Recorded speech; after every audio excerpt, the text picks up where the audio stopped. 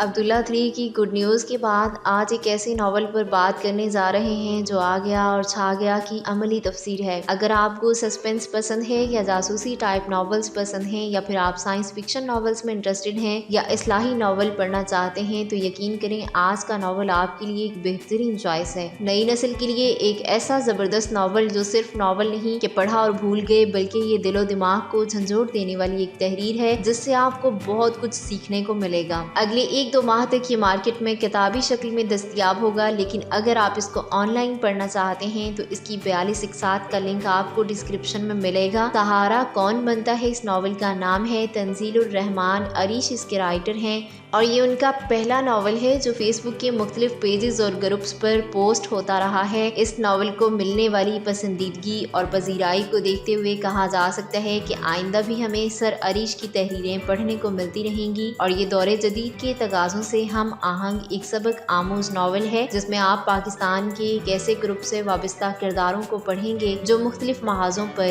مختلف روپ دھارے دشمنوں کی جانب سے کیے جانے والے مختلف پروپیگنڈوں کا منہ توڑ جواب دینے میں اپنے فرائض نبھا رہے ہیں۔ مارشل آرٹس کے اسٹوڈنٹ حیدر اور خولا کو دیکھ لیا جائے یا پھر مایوسیوں اور اندھیروں میں لوگوں کو روشنی کی راہ دکھانے والے روحانی بابا کی بات کریں یا پھر امیر و کبیر مغرور شہزادی عائزہ اور یونیورسٹی کے عام سے اسٹوڈنٹ عمر کو دیکھیں تو ان سارے کرداروں کی وساطت سے آپ کو نوجوان نسل میں مختلف ذریعوں سے پھیلائی گئی گمراہیوں اور بدگمانیوں کے بارے میں بہت کچھ پڑھنے کو ملتا ہے اور اسی طرح مختلف سازشوں کے نتیجے میں لمحہ بلمحہ بدلتے پاکستان کے حالات کو ہم پڑھتے ہیں اور اس کے ساتھ ہی مستقبل میں لاحق خطرات اور ان خطرات کے سدباب کے احکامات کے بارے میں بھی ہمیں بہت سی انفارمیشنز ملتی ہیں۔ لیکن یہ وہ واحد ناول ہے جس میں ہیرو ہیروئن کا تصور ہی موجود نہیں ہے، پھر بھی اس ناول کو نہ صرف سینکڑوں لوگوں نے پڑھا ہے بلکہ اپریشیٹ کیا ہے اور لوگوں کی ایک بہت بڑی تعداد اب اسی ناول کو کتابی شکل میں پڑھنے کے لیے بےتاب ہے۔ اگر آپ بھی اس ناول کو آن لائن پڑھنے میں انٹرسٹڈ ہیں تو ڈسکرپشن میں موجود تمام ایپیسوڈز کے لنک کو چیک کیجئے